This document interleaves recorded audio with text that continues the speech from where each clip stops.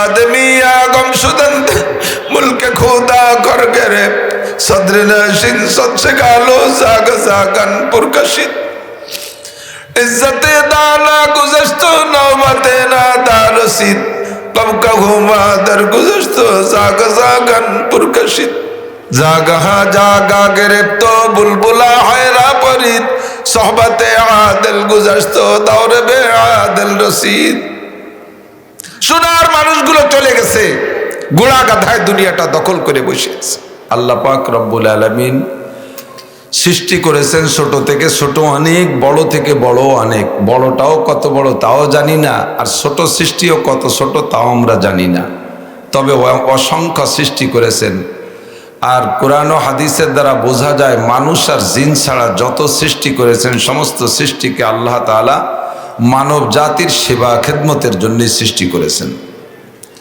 এর একটাকে দিয়ে আল্লাহ পাক রব্বুল আলামিন নিজের সেবা খেদমত নেবেন বিদায় সৃষ্টি করেন নাই সব মানুষের খেদমতের জন্য আল্লাহু আকবার ফাঁকে ছোট্ট একটা কথা বলে যায় আমি মনে করছি যে একটা বেদাত এবং যে আমাদের ওই পাশের মাহফিলের মধ্যে চালু আছে এই এলাকা তো বড় বড় ওলামাই কেরাম আমার প্রাণ প্রিয় উস্তাদ সেরা জীবনের সেরা দুইজন উস্তাদ এই নোয়াখালীর একজন নোয়াখালী তো বৃহত্তর নোয়াখালীর এখন ফেনী মনে আলাদা জেলা না ফেনী জেলার লালপুর থানার হযরতুল আল্লাহ মুফতি সাঈদ আহমদ সাহেব রহমাতুল্লাহ আলাইহি নানুপুরি হুজুর রহমাতুল্লাহ আলাইহির খলিফা আমি হুজুরের কাছে হিদায়াত সালেস পড়েছি চট্টগ্রাম নানুপুর হুজুর আমাকে হিদায়াত সালেসের সেমাহি পরীক্ষা প্রথম সাময়িক পরীক্ষায় হুজুর আমাকে 98 মার্ক দিয়েছিলেন আর হুজুর বললেন হাতের লেখা আর একটু সুন্দর হলে তাকে 100ই দেওয়া উচিত ছিল দ্বিতীয় নম্বর উস্তাদ তিনি আরো মুরব্বী আমার আপনাদের এই চৌমোহনী কোন দিক পাশেই চৌমোহনীর হযরতুল আল্লাম হযরত মাওলানা শফিউল্লাহ সাহেব রহমাতুল্লাহ আলাইহি আমার প্রাণ প্রিয় উস্তাদ বলতে গেলে আমার চোখ থেকে পানি চলে আসে সময়ও কম কি বলবো বুঝতে পারছি না তারপরে অল্প একটু আমি রাতের বেলায় ওলামাই কেরাম জানে রাতের বেলায় হুজুর বুখারী শরীফ পড়াইতেন তো আমাদের ক্লাসে 55 জন ছিলাম তখন গহরডাঙ্গায় আমি হুজুরের ডাইন পাশে বসতাম তো রাতের বেলায় হাদিসের রিডিং ইবারত আমি পড়তাম বৃহস্পতিবারে বিকেল বেলা একদিন হুজুরকে বলতেছি আমরা 3-4 জন আমি সহ আরো 3-4 জন যে হুজুর আমরা একটু ওয়াজ শুনতে যাব পাশে একটা মাদ্রাসা বড় গুনি মাদ্রাসা কয় তো হুজুর বললেন রাত মে ঘন্টা হোগা বেশিরভাগ উর্দুতে কথা বলতেন রাত মে ঘন্টা হোগা তা আমরা বুঝছি যে তোমরা গেলি যাও আমি কিন্তু পড়াবো আমাদের তো ছুটির দরকার এই জন্য আমাদের পজিটিভটা আমরা ধরে নিছি হুজুর বললেন রাত মে ঘন্টা হোগা ফাঁকে যে কথাটা বলবো বলে সরে চলে গেছি সেটা একটু না কয়ে পারতেছি না একটু মনে করে দিয়ে সেটা হলো কোরআনে কারিমের বয়ানের মজলিসের আদবও কিন্তু আল্লাহ তাআলা কোরআন শরীফের ভিতরে বর্ণনা করেছেন কি আদব কন্ত ওয়াইদা কুরিআল কুরআনু ফাসতামিউ লাহু ওয়া আনসিতু লাআল্লাকুম তুরহামুন যখন তোমাদের মাঝে কোরআনে কারিম রিডিং তিলাওয়াত করবে যে আমার আগে হাবেশা পড়ে গেলেন না এরকম রিডিং হবে অথবা তার তরজমা তাফসীর হবে ওই সময় ফাসতামিউ হুকুম কার ফাসতামিউ অন্তরের কান দিয়ে শোনো কতিউ দালা কতিউ সুবুত জন্নু দালালাত এর দ্বারা ওয়াজিব প্রমাণিত হয় ফাসতামিউ অন্তরের কান দিয়ে শোনো তো কোনো কথা যদি অন্তরের কান দিয়ে শুনতে হয় তখন আপনার অবস্থাটা কেমন হবে ওই হালিয়া ও মানে এবং না ফাসতামিউ ওয়া আনসিতু অন্তরে কান দিয়ে শোনো এবং চুপ থাকো এনা ফাসতামিউ অন্তরে কান দিয়ে শোনো এমতো অবস্থায় যে তোমার মুখের কাজ বন্ধ রাখো ওয়া আনসিতু ওই হালিয়া দ্বারা হালেকে তুমি আপনি মুখ বন্ধ রাখো এমতো অবস্থায় যে তোমার মুখের কাজ বন্ধ রাখো তো বয়ান শোনার সময় তেলাওয়াত শোনার সময় মুখের কি কি কাজ সেই কাজগুলো বন্ধ রাখার অর্ডার কার এক নম্বরে মুখের কাজ কথা বলা বয়ান চলাকালে কথা বলা যাবে না অজীব তরকের খেলাফ অজীব তরকের গুনাহ হবে 2 নম্বরে মুখের আরো যে কাজ আছে বাদাম খাওয়া চানাচুর খাওয়া খই খাওয়া দুটো পটেটো কিনে এনে খাওয়া পানে জাগর কাটা বোঝেন তো না কব না পান খাওয়া, এই সবগুলোর থেকে মুখরে বন্ধ রাখা হুকুম কার? যদি এই আদবের সাথে বয়ান শোনেন, আল্লাহ লাআল্লাকুম তুরহামুন, অবশ্যই তোমাদের উপরে রহমত নাজিল করা হবে। আর যদি এই সমস্ত আদবের খেলাফ হয়ে যায় তাহলে রহমত থেকে বঞ্চিত হয়ে যাব। জীবনে বহু টাইম পাবেন বাদাম খাওয়ার, আগে পরে আজও টাইম পাবেন, কিছুক্ষণের জন্য বাদাম খাওয়া খাই বন্ধ রাখা যাবে? আমি আপনাদের এলাকার মেহমান, গোপাল লেগে পর রাগ করেন আর দাগ করেন, ডাকে তো নিয়েছেন মেহমান হিসেবে। তা আমি আপনাদের মেহমান, আমি মেহমানরে মাইক ধরে বক বক করতে লাগাই দিয়ে আর আপনারা বাড়ি এলারা যদি বাদাম খান, কত বড় অসামাজিকতা না? মেহমানরা কাছারিতে বসাইছে, বাড়িওয়ালারা ঘরের মধ্যে যদি খায় আর থালবাটির শব্দ আর তরকারির গিরান যদি নাকে আসে, একটু বিরক্ত তো লাগাই স্বাভাবিক। আর বাদাম তো এমনই একটা খাবার যার গিরান খানিক জায়গা নিয়ে মোটামুটি পৌঁছে যায়। আমারও নাকে আসতেছে, আমারও তো খাইতে মনে চাইতে পারে। যদি মনে করেন যে হ্যাঁ বাদাম খায় একটা সাবজেক্ট, তাহলে দেন ভাগযোগ করে সবাই 100 বাদাম খাই, এরপরে অজ হবে। তাই কি হবে নাকি? তাহলে বাদাম বন্ধ রাখতে হবে, ঠিক আছে? আমার হুজুর রহমাতুল্লাহ আলাইহির কাছে ছুটি চাইলে হুজুর ওই বললেন, আমরা কয়েকজন সংক্ষেপে ওয়াজের দিকে চলে যাও, আমরা কয়েকজন ছুটি মনে করে আমরা ওয়াজ শুনতে চলে গেছি। কপাল খারাপ, রাতের বেলা হুজুর যখন ক্লাসে আসছেন, হুজুর চোখে দেখতেন না, মুখস্থ পড়াইতেন। বুখারীও মুখস্থ, তিরমিজিও মুখস্থ পড়াইতেন। তহাবি শরীফ আমি 3টে কিতাব পড়ছি, 3টা মুখস্থ পড়াইতেন। আপনারা এলাকার মানুষ হুজুরকে অতটা চেনেন না। সারা জিন্দেগি গহরডাঙ্গা, ভারতের থেকে পড়ে আসার পরে গহরডাঙ্গা সদস্য হুজুর নিয়ে এনেছে। আর হিনে হায়াত হাত্তাল মৌত হুজুর গহরডাঙ্গায়। শেষ দিকে সে অসুস্থ হলে মনে হয় বাসায় চলে আসছিলেন। কোন জায়গা হুজুর? সয়ানি। আমার হুজুরের কবরকে আল্লাহ জান্নাতুল ফেরদাউস পৌঁছায় দিক, সবাই বলে না আমিন। তো রাত্রে হুজুর এসে ক্লাসে এসে বলতেছে, কারি সাহেব পড়ো। চোখে তো দেখে না, হুজুর মনে করছে আমরা যাইনি। তো যারে পড়তে, আমারই পড়তে বলছে, তা আমি তো নেই। ভাগ্য খারাপ, ওই জায়গা বসে যে তেলাওয়াত করতে গেছে সেই বারতে গলত করে ফেলাইছে, পড়তে পারতেছে না। এবার ওই মুখস্থ বলতে, কারি সাহেব কাহা গেয়া, কারি সাহেব কাহা গেয়া, মানে যে পড়ে সে কোথায় গেল? তো বলতেছে, সবাই বলতেছে হুজুর ওয়াজ শুনতে গেছে। আর গরম হয়ে গেছে, বিশাল রাগ। ঘন্টা नहीं होगा, उन्होंने अखराज करना पड़ेगा, আর ক্লাস হবে না। ওই কটাকে বহিষ্কার না করে আমি পড়াবই না। এই রাগ করে উঠে চলে আসছে। মসজিদে যে রাগ, আমরা তো রাতারাত চলে আসছি, সকালে ক্লাসে যাব। আর এক শিক্ষক ছিলেন মুহাদ্দিস বগুড়ার হুজুর। হুজুর বললেন, মিয়া সর্বনাশ করছে, দাওরার বছর যদি নাম কাটা খাও তাহলে কিন্তু জীবনে শেষ। এই দাগ চিরকাল চলতে তালে থাকবে। আর বুড়ো যেভাবে খেপছে, তাতে নাম না কাটলি বেড়া আর কাম হবে না। তো বললাম যে হুজুর একটু চলেন, আপনি একটু বলেন।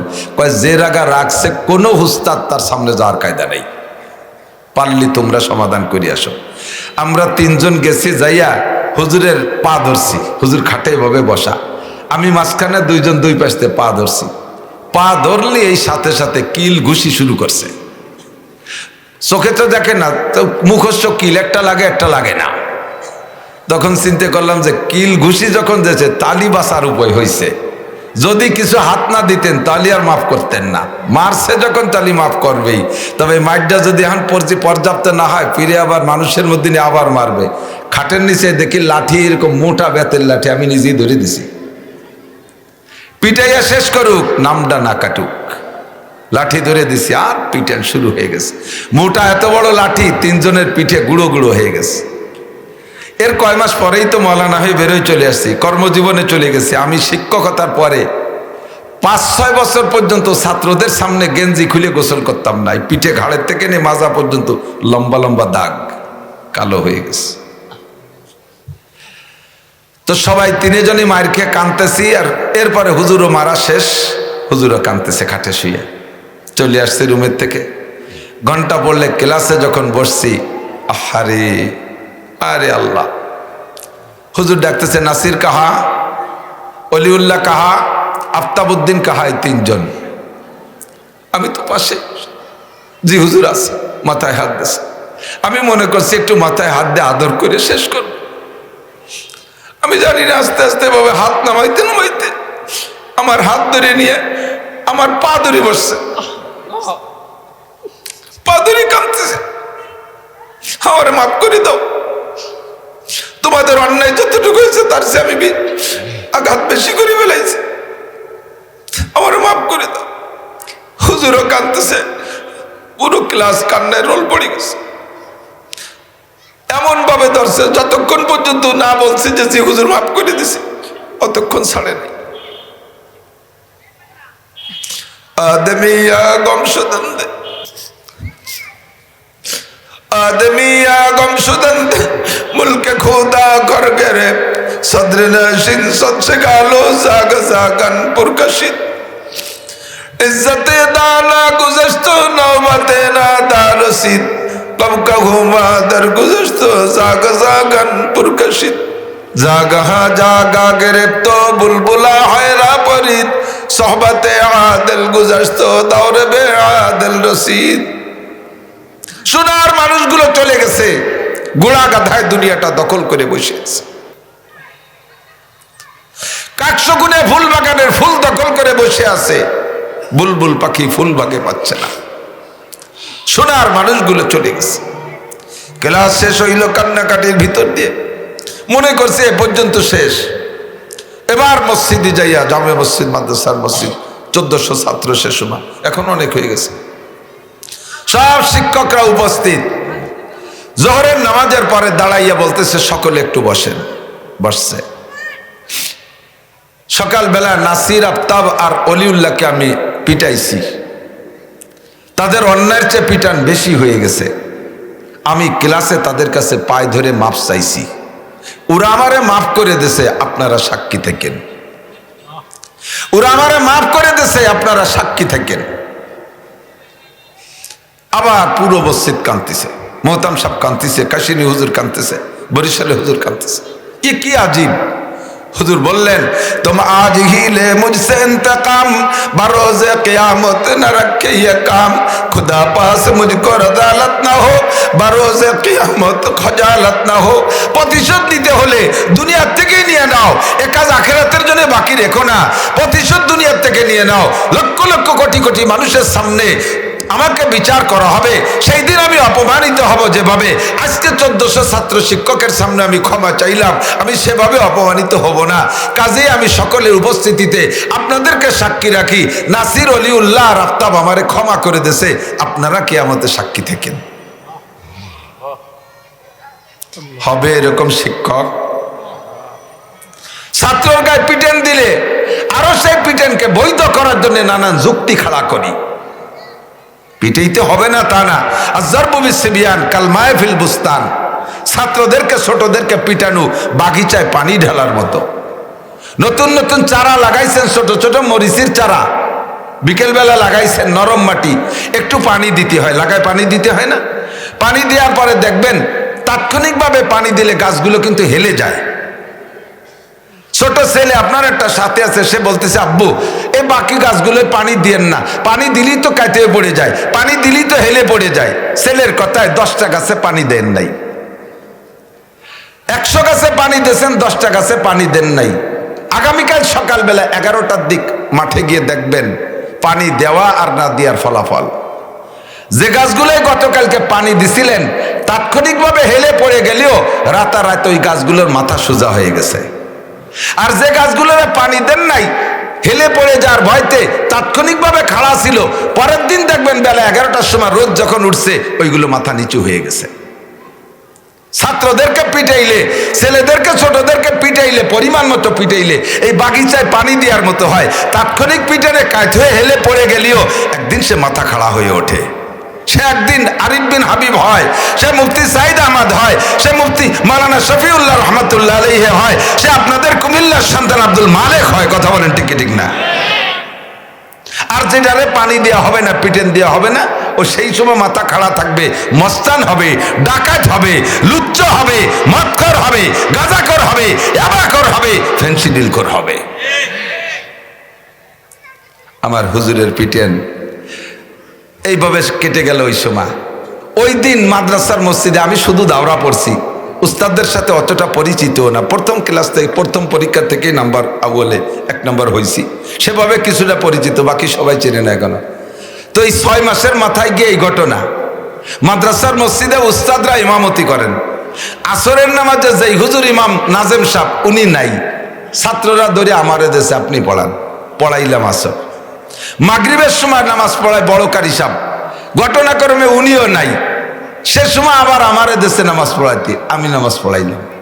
ঈশার সময় নামাজ পড়ায় সেজে হাফেজ সাহেব, উনিও নাই, আবারও দেশে ঈশার সময় আমারে ঠেলিয়া যে তুমি নামাজ পড়াও, ছাত্ররা দেশে। 3 ওয়াক্ত পড়ানোর পরে ওই সময় দাঁড়াইয়া চৌমনি হুজুর, আমার উস্তাদ, আমার উস্তাদ, আমার পীর হুজুর বললেন, এখন থেকে নিয়ে বছরের শেষ পর্যন্ত এই 3 ওয়াক্তের ইমাম তুমি। এখন থেকে এই 3 ওয়াক্তের ইমাম তুমি, আমি হাফেজ না, আমি শুধু মৌলভী। পরের দিন ক্লাসে যাইয়া বরিশালে হুজুর মুসলিম শরীফের হাফেজ, মুসলিম শরীফ 30 পারা মুখস্থ পড়াইছেন বরিশালে হুজুর, আমরা জানি পড়ছি। তো বরিশালে হুজুর পরের দিন ক্লাসে যে বলতেছে, মিয়া গতকালকে বুড়োর লাঠির বরকত পাইছো? গতকাল বুড়োর লাঠির বরকত পাইছো? গহরডাঙ্গা মাদ্রাসার মসজিদে মোহতাম সাহেব, কাইসেরি হুজুর, বড় হাফেজ সাহেব, চৌমনি হুজুর, বরিশালের হুজুর, কোটালীপাড়া হুজুর, বগুড়ার হুজুর, সব মুহাদ্দিসরা তোমার মুসল্লি, আর তুমি ইমাম, এই লাঠির বরকত পাইছো? আমার দিলটা খুশি হয়েছে। আহা, এই মানুষটা আপনাদের দেশের সন্তান। আমি যে হুজুরের এলাকায় আসছি বয়ান করতে, ওই রোবে আমার দিলটা কাঁপতেছে। আমি এখনো দেখি হুজুরকে একদিন এসে গেলে তো একটু না করে পারতেছি না, কষ্ট হচ্ছে না কেন তো জানি না, শিখারও বিষয় আছে। হুজুর বলেন আদব কাকে বলে? হুজুর আদব শিখাইতেন, অজুর সাহেফি মহল্লিহি, যা যেখানে রাখা দরকার তা সেখানে রাখার নাম আদব, যাকে যে কাজের জন্য বানানো হয়েছে তাকে সে কাজের জন্য ব্যবহার করার নাম আদব। কতক্ষণ বদনা, বদনা বদনা বদনা ব্যবহার করে কোন জায়গা তা তো জানি। নতুন বদনা কিনে আইনিয়া একেবারে নতুন, কোথায় ইউজ করেন নাই, এতে ভরিয়ে পানি এনে যদি খাবারের সময় পানি দেন দস্তারখানে, বদনা নতুন, বাথরুমে ব্যবহার করেন নাই, এই নতুন বদনায় পানি এনে যদি খাবারের সময় খাইতে দেন খাবারের জায়গায়, তাহলে বিবেকে একটু বাধা দেয় কি দেয় না?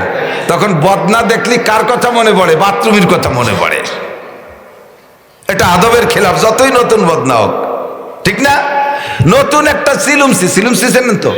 নতুন একটা সিলুমসি কোনো কাজে ব্যবহার করেন না, আজকেই কিনে এনে ওর ভিতরে তরকারি রেখে আপনি টেবিলে দিয়ে দিয়েছেন, 5টা সিলুমসি বইরে তরকারি এনে দিয়ে দিয়েছেন।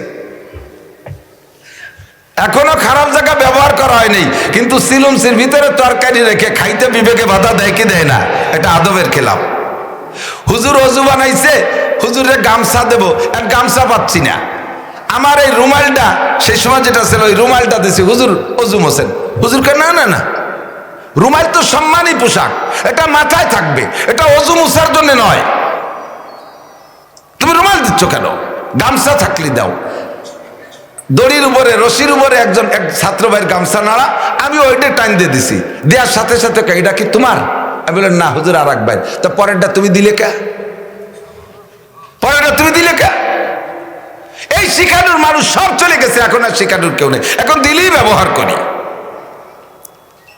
আর সাথে হুজুর বলতেন রুমাল রে রুমালির কাজে, গামছা রে গামছার কাজে। অনেক বাড়িতে যদি বলি ভাই দস্তারখান ছাড়া খানা খাবো না, দস্তারখান ছাড়া খানা খাবো না, দস্তারখান লাগবে, তখন দস্তারখান না পাইলে আলি একখান গামছা বিছিয়ে দেয়। হুজুরের সামনে গামছা বিছিয়ে দিলি হুজুর ওটাকে দস্তারখান হিসেবে ব্যবহার করতেন না। আর এই দস্তারখান তো দস্তারখান, আর গামছা তো গামছা, এরা ওয়াজা করা হয়েছে, বানানো হয়েছে আলাদা কাজের জন্য, এরা দস্তারখানের জন্য বানানো হয় নাই। কাজে এরা এ জায়গা ব্যবহার করা আদবের খেলাফ, অজুর শাফি মহল্লির খেলাফ। ওলামায়ে কেরাম বুঝতেছেন কতক্ষণ? আমি আমার গামছা খান সবসময় সাথে রাখি, আছে আমার গাড়িতে সবসময়। বিমানে উঠি তাও গামছার সাথে থাকে। বিমানবালারা অনেক সময় আমার খেপায়, হুজুর গামছা সে দেখি আপনার ইউটিউবের মধ্যে গামছা কাঁদে, আবার বিমানও গামছা নিয়েছে, আর কে আসছে গামছা? আমি বললাম বেটি আমার যদি গামছা লাগে তুই দিবি খুঁজে খাইতি। রাতের বেলা অজু বানাইছি, মাহফিলি যাইয়া এই অজু মুছার জন্য গামছা এক কান্দেছে অন্ধকারে, অজু মুছতেছি, তো অজুর পানি তো মুসলি গামছা দিয়ে শুকোই যাবে, তো পানি তো শুকোই, কিন্তু সাথে সাথে তেল তেলি হয়ে যাচ্ছে, পিছলে পিছলে পাপ। ঘটনা কি? পরে গামছা সরাই দিয়ে যে কে যেন নাকের থেকে এতখানি পাকা মাখায় তুই দেশের মধ্যে, পুরো মুখ কিরিম হয়ে গেছে আমাকে। সেই থেকে অন্যের গামছা আমি ব্যবহার করি না, আমার গামছা আমি সাথেই রাখি, সবসময় কাজে লাগে। আমার হুজুরের থেকে শিখেছি অনেক কিছু, সেগুলো বলার আর সময় নাই। শুধুমাত্র হুজুরের এলাকায় আসছি বিদায় দু একটা কথা না বললে পারলাম না। আমি আপনাদের সকলের কাছে দোয়া চাই, আমার হুজুরকে আল্লাহ তাআলা জান্নাতুল ফেরদাউসের আলা মাকাম নসিব করেন।